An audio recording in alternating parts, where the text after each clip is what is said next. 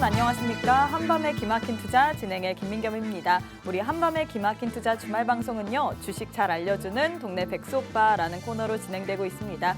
저희 방송 함께 하시면서 남은 2월 달의 전략 잘 한번 세워가셨으면 좋겠습니다. 방송하기에 앞서서 먼저 참여 방법부터 알려드릴게요. 지금 화면에 네모난 QR코드 하나 보이실 겁니다. 휴대폰 기본 카메라 어플 켜시고 가까이 가져다 대시기만 하시면 바로 입장 가능합니다. 나는 QR 인증이 안 된다 하시는 분도 계실 텐데요. 문자 샵 3989, 샵 3989번으로 긴본 2글자 보내주시면요. 저희가 10초 안에 웹페이지 링크 하나 보내드립니다. 링크 타고 들어오시면 되는데요. 이렇게 참여해주시는 모든 분들에게 저희가 주식과 파생상품에 관련된 교육 자료, 그리고 주식 유망 종목, 거기에 따른 히든 전략까지 모두 세워드리고 있으니까 지금 빠르게 입장하시면 좋을 것 같습니다. 자, 그럼 본격적으로 토요일 방송 시작해봐야겠죠? 토요일의 주인공 두 분 모셨습니다. 김정철 본부장님과 칼리 전문가님입니다. 안녕하세요. 네, 안녕하십니까? 네, 안녕하세요. 네, 두 분 다 한 주간 잘 지내셨는지 물어보고 싶은데 사실 이번 주에 조금 안타까운 국제적인 사고가 있었습니다. 규모 7.8과 7.5의 두 차례의 강진으로 튀르키예와 시리아의 누적 사망자가 계속해서 늘어나고 있는 상황인데요. 국내 기업도 잇따라 도움의 손길을 내밀고 있는데 이번 사태를 통해서 주식시장에도 반드시 알아야 될 이 국제 정세의 의미 있는 변화가 좀 없을까요? 많은 일이 있었습니다. 근데 네. 이게 이제 사실 사건이라고 하기에는 너무 큰 일이라 그쵸? 이게 이제 재앙이죠, 재앙이라고 해야죠. 네, 재앙인데 이제 사실 우리 시청자 여러분들이 어떻게 보시면 좋냐면 이거 한다고 해서 뭐 수혜주를 찾는 건 좀 말이 안 되고요. 왜냐하면 이거를 우리가 뭐 얼마나 뭐 수혜를 보겠습니까? 그거 되게 먼 나라의 이야기인데, 근데 이제 인류애적인 차원에서 지금 접근하고 있는 거죠. 또 근데 우리나라와 튀르키예는 뭐 형제 국가다 이런 이야기가 있었잖아요. 형제 국가죠. 왜냐면 이제 우리나라가 6.25 전쟁 때 이제 어떤 일이 있었냐면 6.25 전쟁 때 유엔으로 터키가 참전해서 엄청나게 많은 군을 참전시켜서 아마 유엔 산하로 따지면은 미국, 영국 다음으로 아마 제일 많은 그 파병을 했을 거예요. 그래서 우리나라 6.25 때 북한의 남침을 막아서 우리나라 자유민주주의를 지켜준 그런 이제 어떻게 보면 혈맹이죠, 혈맹인데 그런 혈맹 국가에서 이제 그런 일이 벌어지니까 이제 좀 안타까운 사태인데 이제 이 중요한 사실이 하나 있는데 요번에 이제 이 지진에 대해서 여러 가지 의미한 바가 좀 커요. 왜냐하면 이쪽이 사실 중동 지역에서 상당히 좀 여러 개의 판이 맞닿아서 막 이렇게 막 움직였던 데인데 최근 몇백 년 동안 지진이 없었어요. 그 말은 지금 무슨 말이냐? 판이 맞닿아 있는 지진이 원래 잘 일어나는 지역에서 지진에 몇백 년 동안 없었다. 그러면 그 에너지가 응축이 돼서 한 방이 터지는 거예요. 이번 지진이 그래서 한 방이 터진 거거든요. 한 방이 터지니까 강진이 연달아서 2번 일어나는 그런 상황이었는데 이런 부분들이 우리가 좀 생각을 해봤을 때 터키가 상당히 좀 힘들 가능성이 높은데 이때 문제는 뭐냐면 이 터키 남부 쪽하고 시리아 쪽인데 이 시리아하고 국경지대 이쪽인데 이쪽 지대가 상당히 안 좋아요. 뭘로 안 좋냐면 아주 불안한 지역이에요. 아주 불안한 지역으로 뭘로 유명하냐면 일단 쿠르드 반군들이 활동하는 지역이고요. 쿠르드 반군이 뭐 쿠르드가 나쁜 쪽은 아니고요. 쿠르드 같은 경우는 원래 자기 나라 땅이 있었는데 다 뺏겨가지고 유랑하는 민족들이거든요.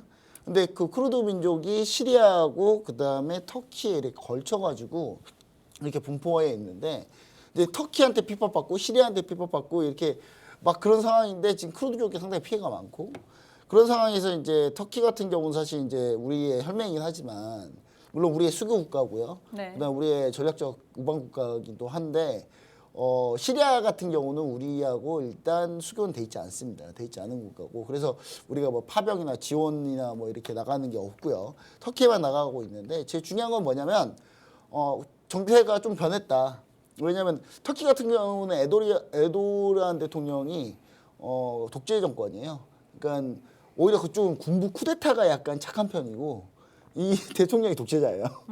군부 쿠데타가 군부에서 쿠데타를 일으켜고 뒤집어주려고 했는데 못 뒤집었어요. 못 뒤집어 실패해가지고 에도르안이 이제 대대적인 숙청을 했고요. 터키의 역사를 보시면 아시겠지만 터키는 원래 군부에서 상당히 되게 민주적인 걸 많이 했던 곳이에요. 원래 군부가 딱 조건 잡으면 독재하는 게 보통인데 터키 같은 경우 군부가 딱 들어서면 군부가 깔끔하게 다 정리하고 독재자들도 몰아내고 그리고 자기들은 다시 본연의 업무로 돌아가는 약간 그런 터키는 약간 그런 곳이고 터키 특히 여성분들 같은 경우는 군부가 정권을 잡기를 원해요. 왜냐하면 에도르안 대통령은 약간 이슬람 근본주의자이기 때문에 여자들은 히잡 쓰고 나가야 된다. 약간 이런 사상이거든요. 그래서 근데 이번에 이제 그런 다양한 일들이 있는데 저는 개인적으로 봤을 때는 이제 전체적으로 이 지질 관련해서 우리 시청자 여러분들 결국 투자 포인트가 제일 중요한 것 같은데 그렇죠. 이 투자 포인트 중에 제일 중요한 부분은 뭐냐면 약간 내진 설계 관련주들을 좀 보자. 내진 설계 관련주들이 좀 볼 필요가 있는데 내진 설계 관련주들이 좀 많이 있습니다. 많이 있고 이게 이제 다 무너졌잖아요. 다 무너졌기 때문에 이 재건이 필요한데 이 재건에 대해서 아마 국제적인 지원이 있을 가능성이 좀 있다. 근데 다만 터키나 시리아나 뭐 잘 사는 나라는 아니라서 뭐 돈으로 뭘 할 수 있는 상황이 아니에요. 그래서 그 부분은 사실 큰 수혜가 많이 없을 거다. 수혜라고 보기도 좀 그래요. 왜냐면 여러분 터키 지진한 거 영상 보시면 아시겠지만 뭐 딸이 죽었는데 막 이렇게 아버지가 이렇게 손 꼭 잡고 이런 거 이 사진 보면서 좀 펑펑 울었거든요. 진짜 1시간 내내 울었어요. 그거 보고. 네, 오늘 울면 안 돼요. 네, 오늘은 이제 감정이 약간 감정을 조절 많이 하고 네, 있어요. 네, 알겠습니다.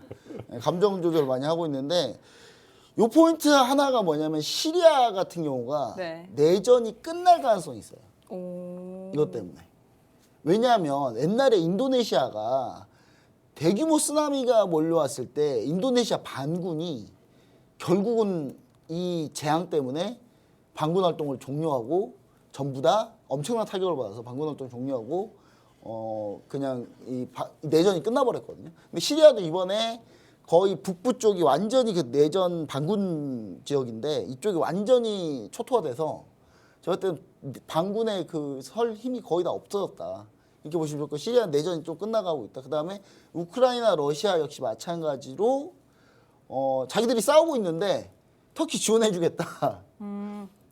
이게 약간 인류애적인 측면에서 뭔가 좀 규합이 되고 있는 모습을 좀 보여주고 있거든요. 그래서 저는 이번 터키의 지진 때, 터키 시리아 지진으로 좀 인류애적인 측면이 조금 더 부각돼서 그런 부분들이 좀 강화돼서 우크라이나 러시아 전쟁이 좀 조기에 종전할 수 있는 그런 방법을 좀 찾지 않을까. 라는 생각을 좀 해봅니다. 그러면 이제 우크라이나 재건 관련주들을 볼만한 거죠. 그러니까 터키 쪽에서 재건한다기보다는 우크라이나 재건 쪽으로 좀 눈을 돌릴 수 있다는 거죠. 그러니까 그런 부분들을 봤을 때는 충분히 이제 볼만한데 오늘 사실 관련주들이 보시면 아시겠지만 현대건설, 네, 그다음에 현대건설기계.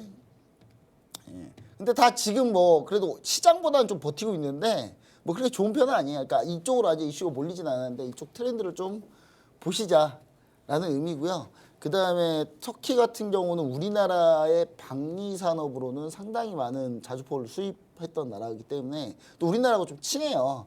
개인적으로 에도르안 대통령이 독재자라 싫은데 저는 그 뭐 친한 건 어쩔 수 없으니까 친한데 중요한 건 이제 이 터키가 만약에 재건을 스타트할 때 우리나라와 손잡을 가능성이 좀 높은 나라입니다. 왜냐하면 우리나라 K9 자주포도 대량 수입했었고 우리나라하고 좀 관계가 좀 유별나기 때문에 전 제가 봤을 때는 이 부분을 우리가 좀 중점적으로 보자. 그래서 이쪽 부분은 지금 당장은 이게 말도 꺼내기 조심스럽고 이런 걸 가지고 뭐 수혜보고 뭐 이걸로 돈 번다겠다라고 하면 좀 약간 그렇잖아요. 근데 지금은 이제 얘기가 안 나오고 있는데 조금 시간 지나면 아마 이쪽 부분에서 아마 얘기가 나오지 않을까라는 생각을 해볼 수 있겠습니다.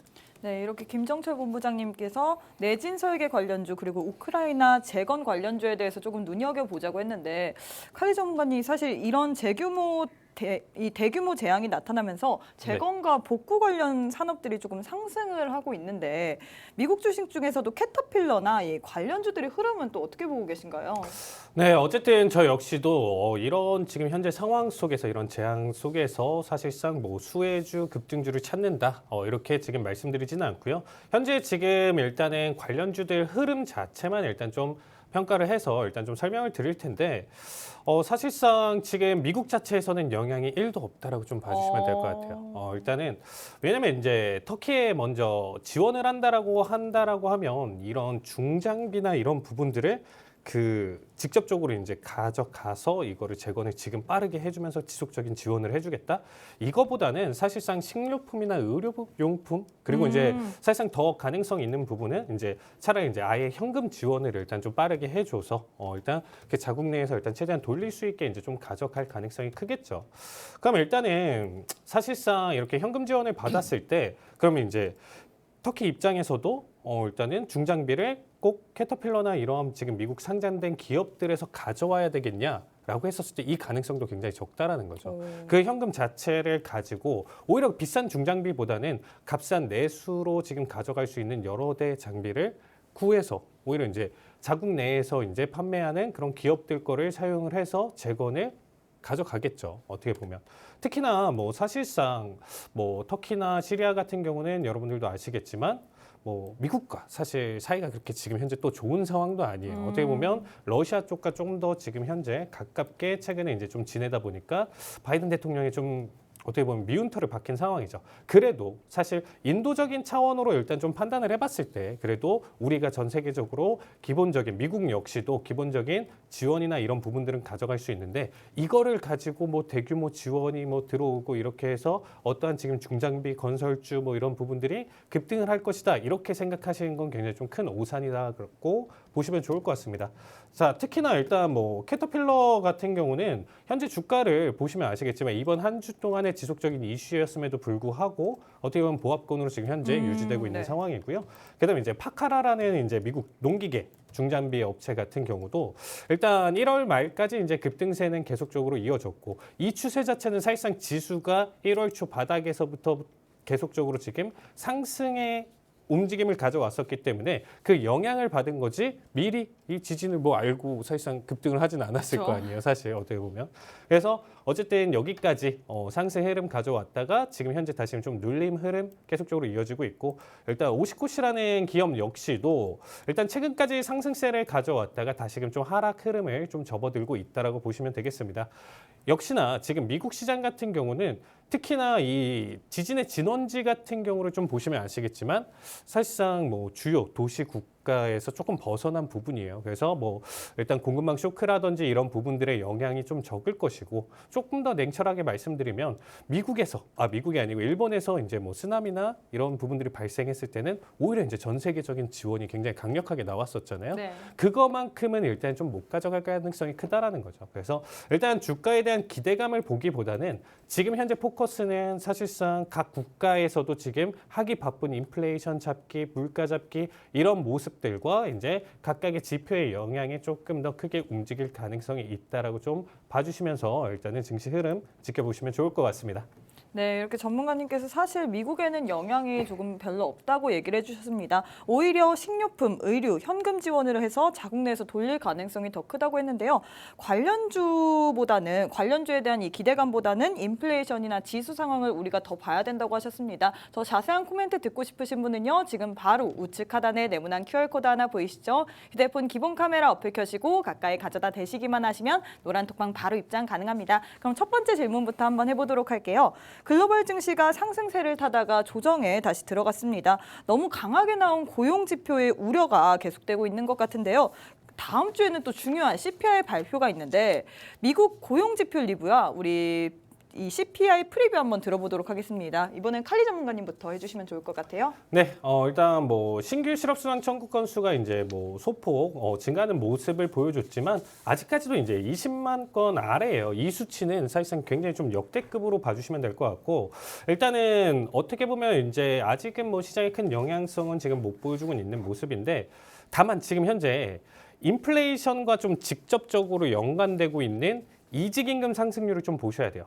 지금 최근에 계속적으로 고용의 안정, 생각보다 연준이 생각했던 것보다 탄탄했었잖아요. 그렇죠, 그래서 견조했죠. 계속적으로 이번에도 파월 의장이 이제 연설을 했었을 때 우리가 예상했었던 거, 그 누구보다도 예상했었던 수치보다도 높게 나왔다라는 얘기를 한 거예요. 사실 어떻게 보면. 근데 이거를 지금 본다라고 했었을 때 제가 지난주에 좀 설명을 드렸었죠.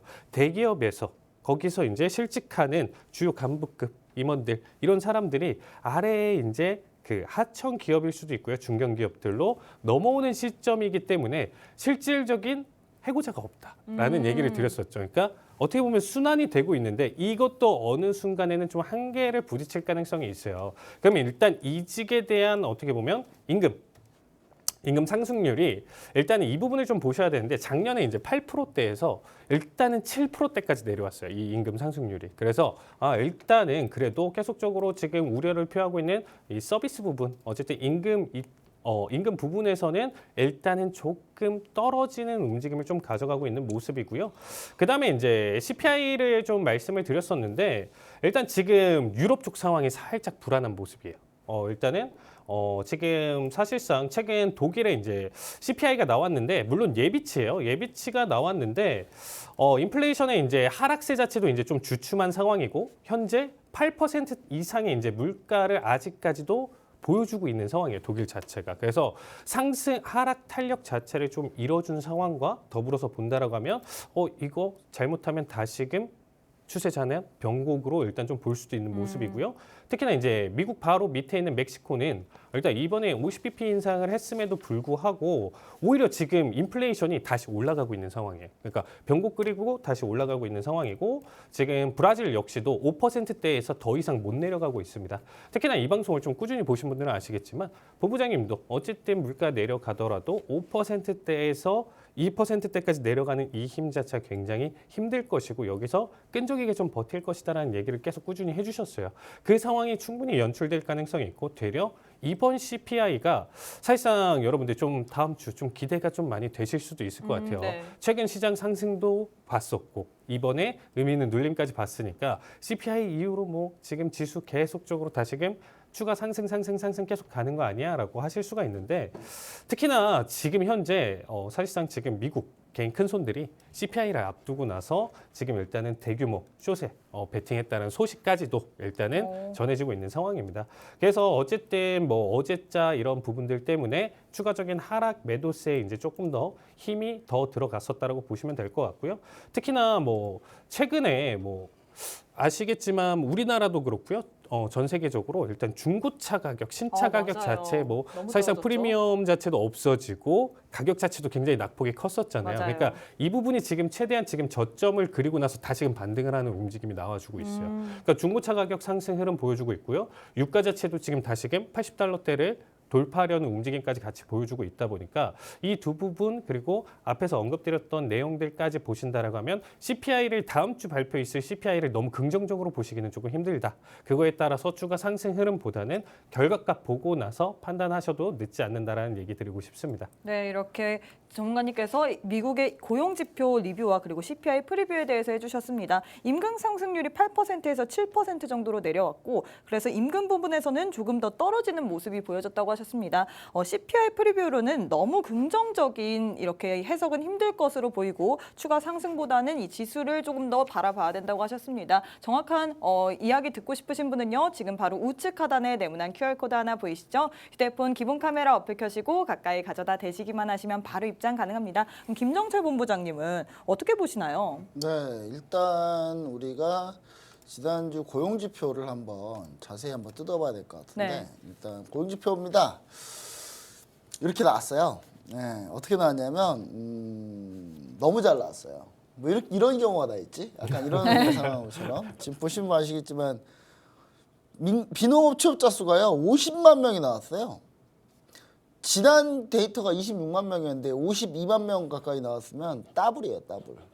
그냥 한 달 만에 더블이 나왔어요.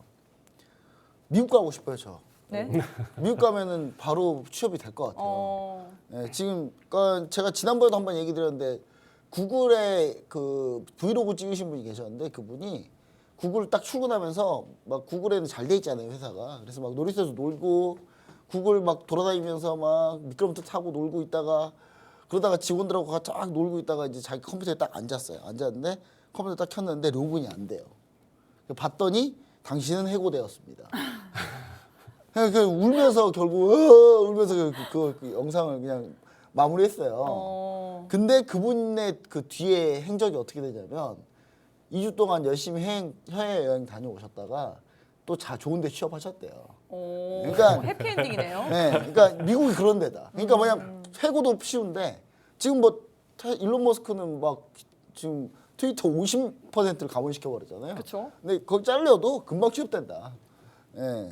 그래서 그런 의미에서 저는 이거 미국을 가야 되나. 지금 그 정도예요. 뭐 실업률이 3.4%예요. 이거는 이 정도면 어떤 수준이냐면 나 정말 일하기 싫어. 나 정말 진지하게 너무 아무것도 정말 하기 싫어. 그냥 가만히 있는 사람 빼고는 다 일하고 있는 거예요. 예. 이 정도면은 어마어마한 거죠. 그러니까 어마어마하게 잘 나오다 보니까 여기에 대해서 무서운 거예요. 왜 무섭냐? 고용지표가 호저면 원래 증시에는 호재입니다. 네. 근데 고용지표가 호저면 취업자 증가에 따라서 소득이 증가하고 소비가 증가하고 물가 상승, 인플레이션이 우려가 발생할까봐 이래서 고용지표가 좋으면 안 좋게 결과가 나온다. 그래서 bad is good, good is bad 이렇게 되는 거예요. 자, 보시면은 시간당 평균 임금을 보시면 아시겠지만 시간당 평균 임금이 계속 올라가고 있습니다. 계속. 그래서 미국 가고 싶은 거예요, 저도. 예, 시간당 평균 임금이 높으니까. 예, 자, 보시면은 근데 이거를 좀 뜯어보자 라는 재평가 얘기가 나오고 있어요, 최근에. 1월 고용지표에 대해서 재평가가 좀 필요하다. 노동통계국이 미국의 노동통계국입니다. 우리나라의 노동통계국은 없어요. 예. 노동통계국이 1월 고용 데이터 벤치마크를 수정했습니다. 어떻게 수정했냐? 왜 수정했겠어요? 이 하도 고용지표가 잘 나오니까 바이든이 야 이거 좀 만져. 인플레이션 좀 줄여와봐. 숫자로 어떻게든 해서 줄여와봐. 그러니까 한마디로 좀 만져봐라예요. 인플레이션을 좀 만져서 좀 줄이게끔 해봐라. 그래서 고용 서베이 대상 사업체 수하고 실업수당 청구건 수 사업 서베이 수가 좀 달라요. 이렇게 좀 벤치마크로 수정을 했고요. 그 연례 인구수 조정이 1월 달에 들어가요. 그러니까 한마디로 1월 데이터는 좀 봐야 돼요. 1월 데이터를 액면 그대로 믿기가 좀 쉽지 않다라는 거예요. 그래서 2월 데이터까지는 무조건 확인해야 된다. 그래서 계절적인 좀 노이즈가 좀 발생했다라고 보셔야 됩니다. 이게 그러니까 1월 고용 데이터가 너무 잘 나왔으니까 이거를 액면 그대로 믿기는 좀 쉽지 않다. 그래서 이걸 좀 만져야 된다. 그걸 만지기 위해서 분명히 CPI를 좀 만지기 위해서 바이든 CPI를 만지고 있다라고 좀 보시면 좋을 것 같아요. 미 행정부 바이든 행정부에서. 왜냐하면 요런 숫자를 조정해가지고 자 미국 비농업 고용 변동인데 1월 데이터 컨센서스 값 실제 값인데 1월 고용 예상치하고 1월 매년 1월만 모아놓은 거예요. 매년 1월만 모아놓은 건데 보시면 아시겠지만 예상치보다 항상 높게 나왔어요. 제발 맞죠? 그쵸? 그러니까 예상을 했지만 예상보다 서프라이즈로 계속 나온 게 대부분이에요. 어느 때만 아니었어요? 저 보시면 2016년, 그 다음에 뭐 2015년, 그 다음에 뭐 2011년, 2008년은 뭐 망했으니까 이때 전 세계가 다. 그렇다 치고 일단 그거 빼고는 대부분이 다 1월 데이터는 웬만하면 예상보다 잘 나왔다. 그건 왜 그런다? 원래 1월 고용지표는 요게 변수가 있다. 이 매개 변수 몇 가지 변수가 있기 때문에 그래서 그 부분을 좀 감안하자. 탄탄한 고용지표 현재 CPI가 좀 걱정이 한데 현재 1월 고용지표를 액면 그대로 받아들이면 CPI가 오히려 반등할 가능성이 높다. 아까 칼리 전문가가 얘기했지만 CPI 반등할 수도 있어요 이번 달에. 근데 미국 BLS 이 노동통계국이 BLS라고 하는데 1월부터 품목별 가중치를 바꿔요. 자가거주비 산정 방식이 달라집니다. 이 말은 지금 무슨 말이다? CPI를 만져보겠다. 어떻게든 떨어뜨려 보겠다는 엄청난 의지가 느껴지는. 네.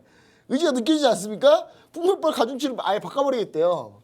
그리고 자가거주비 이게 주거비가 되게 비싸거든요. 이 주거비 산정 방식을 좀 바꿔보겠다는 거예요. 그럼 왜 바꾸겠습니까? 당연히 CPI 좀 낮게 나오기 위해서 좀 만지려고 하는 생각인 거죠. 그래서 물가 부담이 완화된 쪽으로 좀 작용하지 않을까라는 게 시장 예상이고요. 그럼에도 불구하고 주거비와 서비스 물가가 좀 우려가 좀 중요해서 이게 모두 다 지금 지수에 반영되고 있다. 라고 보시면 좋지 않을까라는 생각입니다. 네, 이렇게 전문가님께서 미국의 고용지표 리뷰와 CPI 프리뷰까지 해주셨습니다. 추가적인 리뷰 혹은 자세한 자료 받아보고 싶으신 분 지금 바로 노란톡방 입장하시면 좋을 것 같은데요. 우측 하단에 네모난 QR코드 하나 보이시죠? 휴대폰 기본 카메라 어플 켜시고 가까이 가져다 대시기만 하시면 바로 입장 가능합니다. 그럼 저희는 잠시 쉬었다가 오도록 하겠습니다.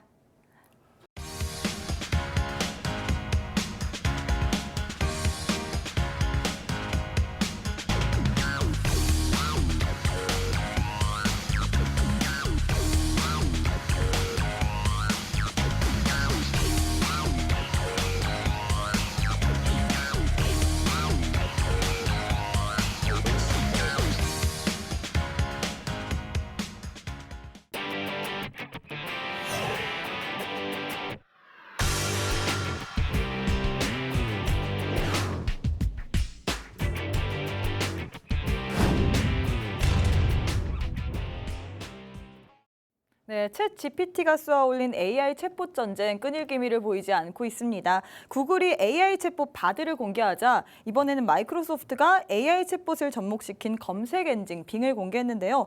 하지만 구글의 바드가 이 챗 GPT에 비해 떨어진다는 이야기가 나오면서 구글이 급락을 했습니다. 관련주들의 주가 흐름을 분석해봐야 될 것 같은데 사실 국내에서는 좀 이미 챗 GPT가 굉장히 이슈가 되고 많이 갔던 종목인 것 같아요. 네. 근데 미국 증시에는 그렇게 반영이 많이 안 됐었어요. 네, 그래도 사실상 뭐 반영이 아예 안 됐다 수준은 아니지만 뭐 한국에서 지금 뭐 네. 발생하는 그런 이슈나 테마 힘 정도까지는 못 보여주다 보니까 이거 뭐 거의 안 가는 거 아니에요? 이렇게 그쵸? 생각하실 수가 그렇게 있잖아요. 뭐 느껴져요.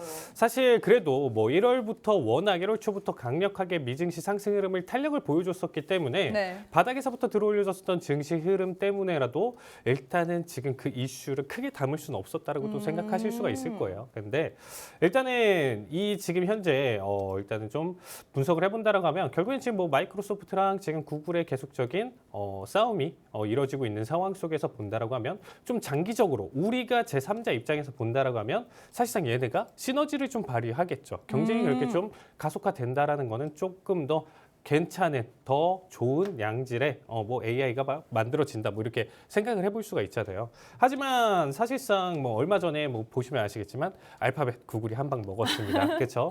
일단은 사실상 부정확한 답변이 나왔어요.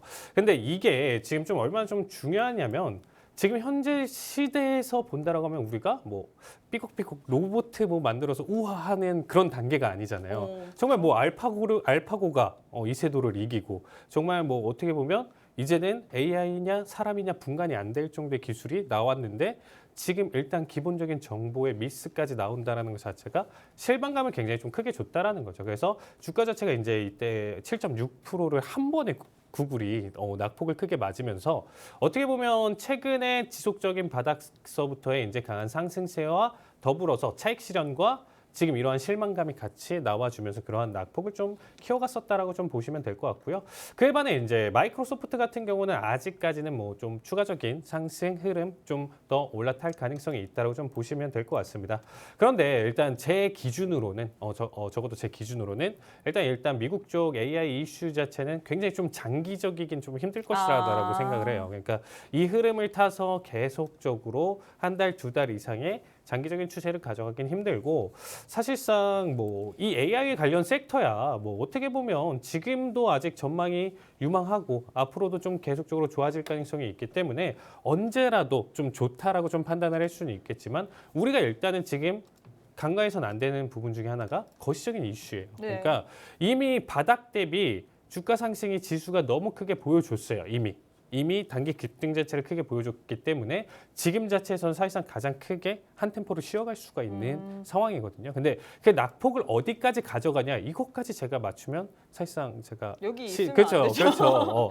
그러니까 그 낙폭을 가져가는데 그 정도가 어디까지냐를 정확하게 맞추기는 조금 힘들다. 그래도 지금은 한 템포 좀 쉬고 갈 가능성이 있고 그렇기 때문에 조금 더 집중해야 되는 부분 자체는 이러한 지금 메이저 빅테크 기업들 같은 경우는 당연히 지수 움직임과 같이 흘러갈 가능성이 크겠죠. 그래서 이 이슈만 갖고 끌고 가기보다는 뭐 FMC랑 물가지표 그리고 고용지표 등의 이제 좀 영향 부분을 좀 지켜보시면서 여기서 일단 좀 판단해 보시면 좋을 것 같고요. 특히나 이제 뭐 계속적으로 지금 전 세계적으로 이슈가 있다 보니까 바이두랑 뭐 알리바바 자체에서도 맞아요. 지금 이슈가 지금 나와준 계속해서 상황이잖아요. 챗 GPT 이제 출시를 한다고 해요. 네, 그래서 일단은 뭐 이 두 기업의 이제 기대치는 좀 있는 상황이지만 사실상 이게 좀 중국 기업이다 보니까 저도 좀 배신을 좀 많이 당한 적도 있고 그쵸? 지금 그동안 오랫동안 해보면서 일단 좀 배신도 많이 당했고 그렇기 때문에 약간의 부정적인 의견은 있습니다. 특히나 일단 뭐 투자 평가에서도 지금 마이크로소프트가 일단 뭐 바이두랑 알리바바에 비해서 이제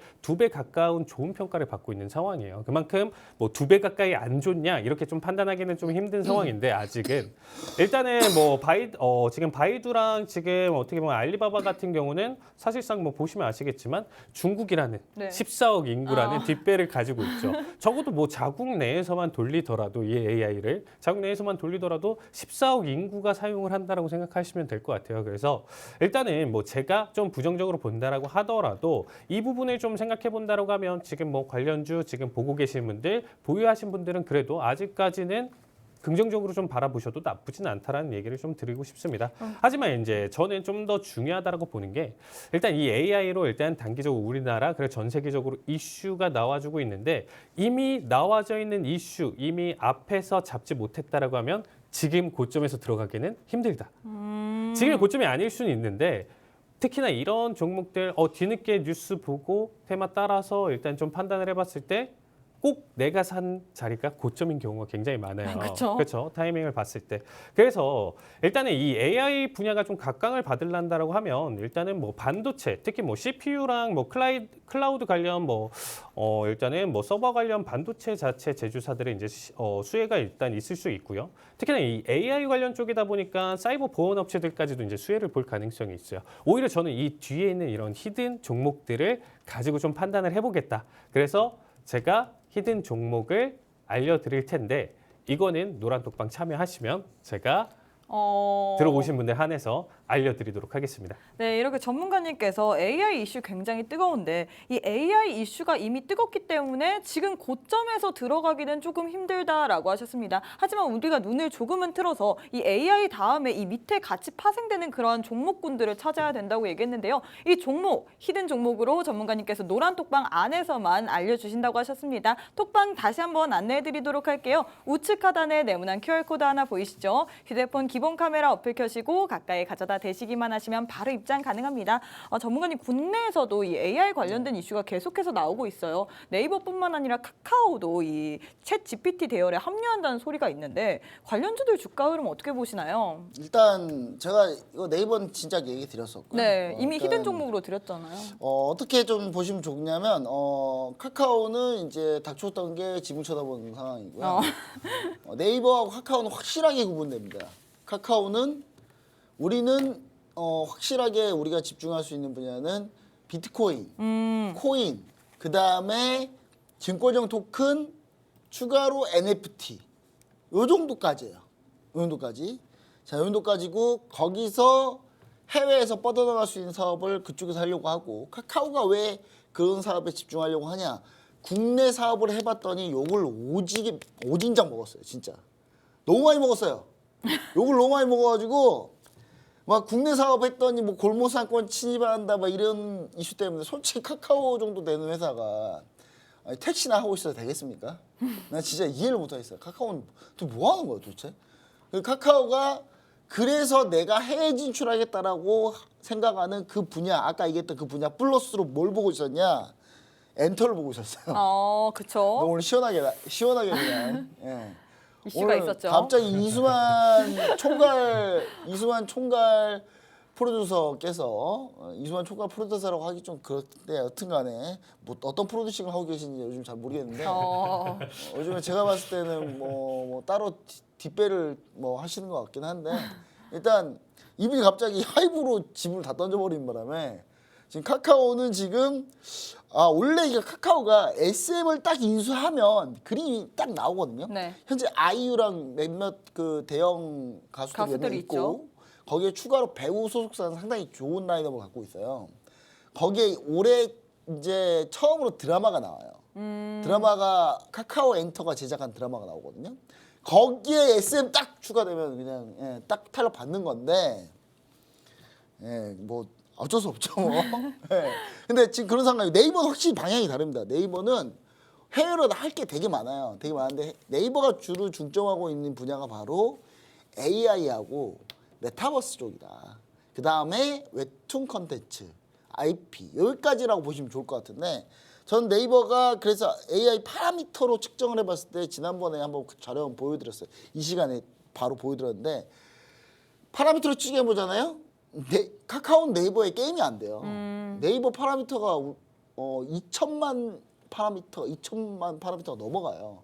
그래서 2천억인가요? 2천억 파라미터가 넘어가요. 그래서 AI는 그게 중요하거든요. 그게 이제 대형 AI냐를 판단하는 기준인데 제가 볼 때 네이버 같은 경우는 분명히 그렇게 보시면 좋을 것 같다. 그래서 저는 그러면 이제 종목을 뭐 봐야 되냐? 사실 올해를 관통하는 사자성어가 제가 얘기 드렸는데 네. 그거는 메인으로 제가 밀었던 사자성어고 방송에서 밀지 못했던 사자성어 하나 있었어요. 그 에로배우라고 애가 뭔지 아십니까? 뭐예요? 애가 자 에너지, 로봇, 어. 예, 배터리, 우주항공. 예, 여기에 이제 이게 이제 중요한 건 분위기 어떠실 건가요? 로봇 플러스 AI예요. 네. 그래서 이제 그런 걸 좀 감안해봤을 때 우리가 미래에서 온 코난 테크놀로지만 봐도 대충 답이 나온다. 네. 지금 현재 좀 밀고 있죠. 그래서 저는 그 부분을 좀 알 수 있을 것 같아요. 그러니까 저는 칼리 김동훈 전문가님의 말을 100% 공감하는 게 제가 오늘 준비한 게 바로 그거였어요. 사이버 보안 관련주. 네. 사이버 보안 관련주였는데 지금 실제로 미국에서 차트 돌려보시면 옥타나 아니면 나머지 혹시 히든 정보 있을까봐 얘기를 못하겠어요. 미국 주식 중에 사이버 보안 관련주 주가가 상당히 많이 올랐거든요. 근데 우리나라도 그와 관련된 종목이 있다. 결국 사이버 보안이 중요하다. 그러면 종목이 1, 2, 3까지 나오는데 그 세 종목 중에 제가 한 종목을 런칭 메시지 오픈 채팅방에 올려드릴 겁니다. 이게 이제 사이버 보안 관련주고 AI 관련해서는 결국 보안이 중요하다. 이렇게 좀 얘기를 좀 보시면 좋을 것 같습니다. 네, 이렇게 국내에서 관련주 흐름까지 살펴보시고 또 히든 종목으로 사이버 보안 관련주 주신다고 하셨습니다. 국내 해외 모두 사이버 보안 관련주인데요. 오직 노란 톡방 안에 입장하셔야지만 이 히든 종목 받아보실 수 있습니다. 우측 하단에 네모난 QR코드 하나 보이시죠? 휴대폰 기본 카메라 어플 켜시고 가까이 가져다 대시기만 하시면 바로 입장 가능합니다. 여러분들이 칼리 전문가님의 실전 매매 너무 궁금하다고 하셔서 오늘도 하이라이트 영상 준비해봤습니다. 하이라이트 보고 오시죠. 자, 매도 체결. 주문 자, 접수 완료. 400일. 자, 첫 자리 값은 이렇게 가져갈게요. 자, 저점 344인데 어쨌든 전저점 이탈하고 넘어왔을 때는 자, 본절 타이밍도 일단 좀 생각해서 볼 거고요. 자, 매도에 대한 관점은 일단 301까지 일단은 끌고 간다라고 봐주시면 될 것 같습니다.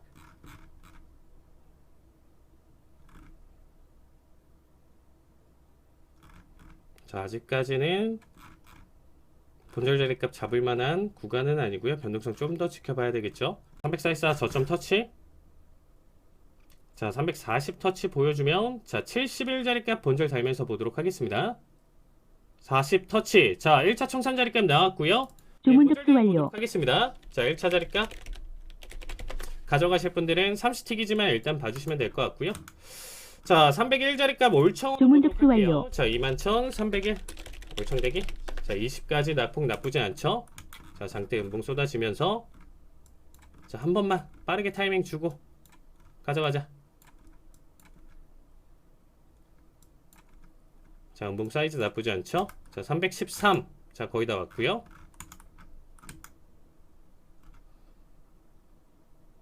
여기까지만 먹는 게 가장 좋다라고 했었죠. 자, 308, 307. 자, 세 틱차 다 왔습니다. 자, 두 틱. 한 틱. 가져가네요. 네, 좋습니다. 70틱 수익 축하드립니다. 자, 매도 주문 체결. 접수 완료. 자, 잡히더라도 일단은 자, 21자리가 컷 보고요. 그 다음에 다시금 타이밍 잡도록 하겠습니다. 아직까지는 괜찮고요. 자, 505. 자, 변동성에 잡힐 수 있습니다. 자, 오늘 계속 변동성을 크게 보여줬었기 때문에 자, 변동성 그래 분봉 바뀌는 타이밍. 자, 드디어 이 마디값이 깨지는 자리값이죠. 자, 얘는 기준봉 역할을 했냐라고 했었을 때 여기는 조금 애매한 구간이긴 한데 그래도 우리가 진입 자리값 기준을 지금 509자리로 잡았던 그냥 진입 마디값인 거고요. 그쵸? 얘는 진입에 대한 마디값. 1차 청산 471 800불 자리값입니다. 자, 488. 자, 매도세 힘 좋고요. 드디어 이제 나스닥다운 추세가 나와주고 있는 상황이죠. 앞에서는 변동성, 그쵸? 이렇게 5일선 이탈 없이. 자, 좋습니다. 아, 너무 비비네요. 어우, 말 끝나기 무섭게. 자, 80까지. 좋습니다, 여러분들. 77. 자, 미리 준비하세요. 76. 그리고 조금 저도 지금 올청산에 차라리 가져갈까도 지금 고민이 되고 있는 자리네요. 74까지 내려왔고요. 6초, 6초, 5초, 4.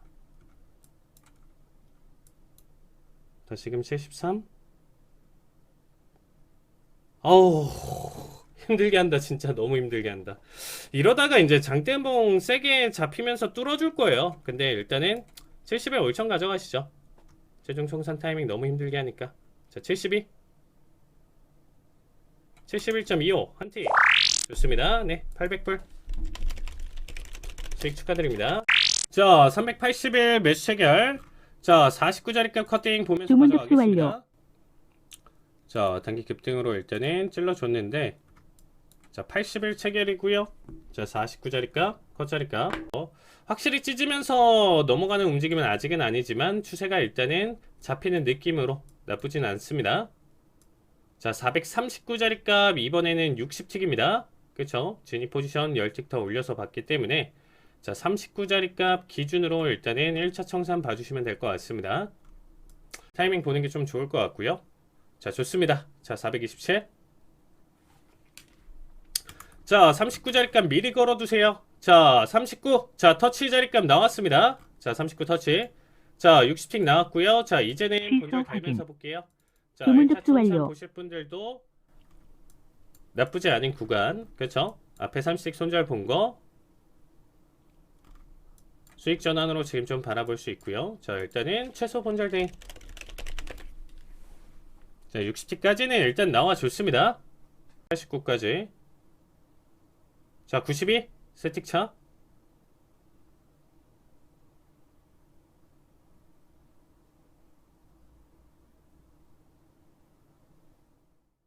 좋습니다. 네, 115틱 수익 축하드립니다. 자, 매수 주문 체결. 접수 완료. 자, 매수 자리값 체결됐고요. 자, 변동성 잡히더라도 299자리값 컷자리값 잡아주시면 되겠습니다. 자, 356, 60까지 들어 올려준 모습이고요. 자, 95자리값 최종 올총대기. 점 돌파 지금 또 보여주는데 아우 진짜 변동성 한 번의 힘으로도 충분히 갈 수 있는 자리값이죠. 지금 본장 스타트니까 자, 한 번의 힘으로도 충분히 가져갈 수 있는 자리값인데 자, 일단 70까지만 터치 보여주면 자, 73 자, 나쁘지 않습니다. 자, 76까지 19, 90 자, 거의 다 왔죠? 자, 92까지 한 번만 더.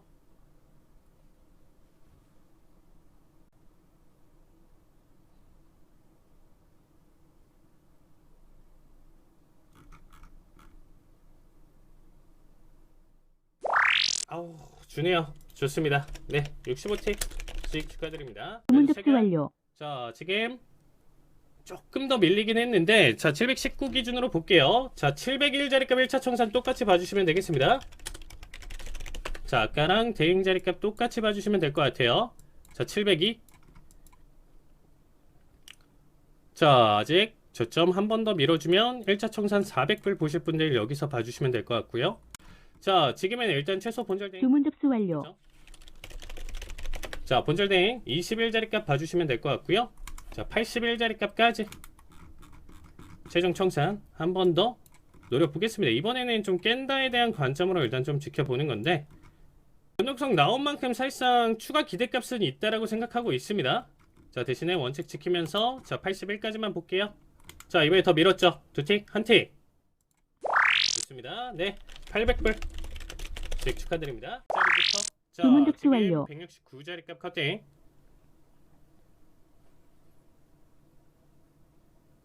자, 전 조금 밀렸는데 자, 201 체결로 보도록 할 거고요. 자, 이거 잡히더라도 일단은 69자리값 컷 유지하면서 지켜보겠습니다.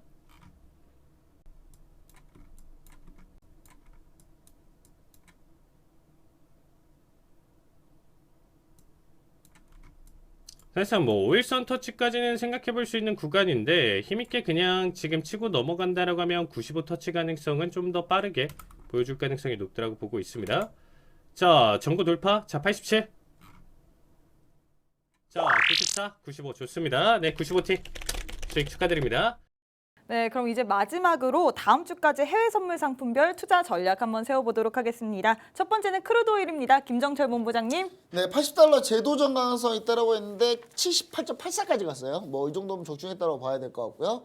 요즘 저축했다고 해주세요. 네, 적중했습니다. 83.50까지 추가 상승 가능하다. 85 저는 이제 요 레벨까지는 갈 수 있다고 보고 있거든요. 좀 반등 나올 거라고 보고 있는데 이게 중국이 리오프닝 영향이다. 중국이 다 풀고 있는데 우리나라 안 풀고 있어요. 근데 중국과 우리나라하고 한번 붙자는 얘기니까 뭐 좋아요. 우리도 중국 안 가고 중국산 오지 맙시다.